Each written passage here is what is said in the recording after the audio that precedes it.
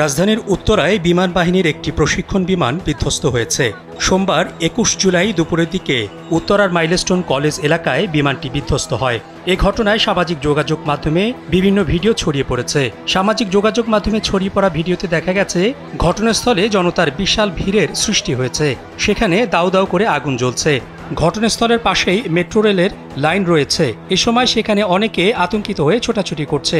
জানা গেছে উত্তরার মাইলস্টোন স্কুল অ্যান্ড কলেজ ক্যাম্পাসে বিমানটি বিধ্বস্ত হয়। এতে বহু হতাহতের ঘটনা ঘটেছে বলে আশঙ্কা করা হচ্ছে।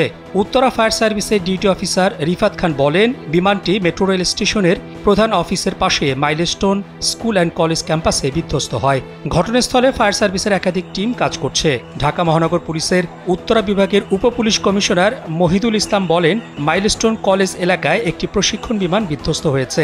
এদিকে আন্তঃবাহিনী জনসংযোগ পরিদপ্তর ISPR জানিয়েছে, বাংলাদেশ বিমান বাহিনীর F-7 BJI প্রশিক্ষণ বিমান উত্তরায় বিধ্বস্ত হয়। বিমানটি 1টা 6 মিনিটে উড্ডয়ন করে।